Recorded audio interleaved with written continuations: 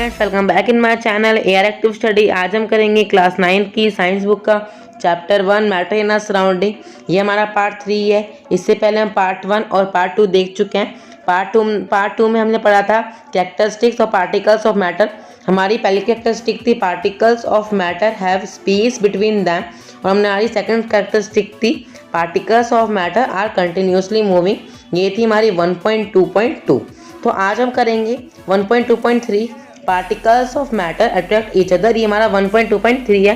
तो चलिए स्टार्ट करते हैं। तो ये वाली कैरेक्टरिस्टिक समझने के लिए हम यहाँ पे 3 एक्टिविटी करेंगे। इन 3 एक्टिविटी के द्वारा हम समझेंगे particles of matter attract each other.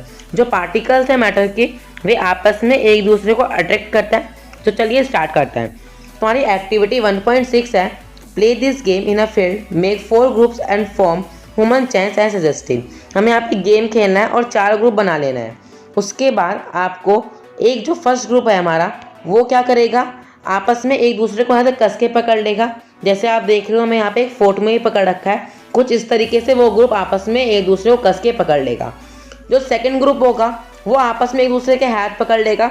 The second group should hold hands to form a human chain, तो वो सिर्फ हाथ पकड़ के चैन बना लेगा। Third group should form a chain by touching each finger with only the finger tips. जो हमारी फिंगर होती है, जो फिंगर टिप्स हैं, वो फिंगर टिप से आपस में पकड़ के एक चैन बना लेगा। सिर्फ वो छू लेगा, मतलब जो फिंगर टिप्स है ना आपस में एक दूसरे की, वो टच करके एक चैन बना लेगा। उसके बाद now the fourth group of student, तो जो हमारे फोर्थ ग्रुप के स्टूडेंट्स हैं, should run around and try to break the 3 human chains 1 by 1 into as many small groups as possible. तो जो हमारे फोर्थ ग्रुप के स्टूडेंट्स हैं, वो क्या करेंगे, उन तीनों चैन को तोड़ने की कोशिश करेंगे।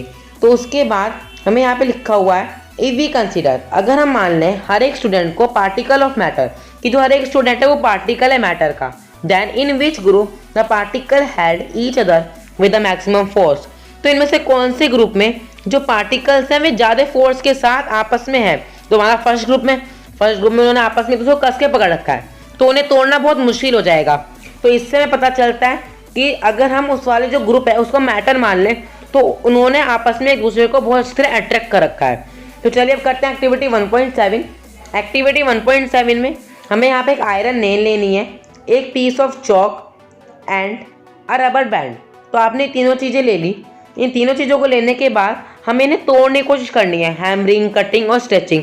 जैसे आप रबर बैंड को अगर स्ट्रेच करोगे तो टूट जाएगी। जो हमारी ये पीस ऑफ चॉक है, अगर हम इसको काटने की कोशिश करेंगे, अगर हम इसको अपने हाथ से भी काटने की कोशिश करेंगे तो ये आराम से हो जाएगा।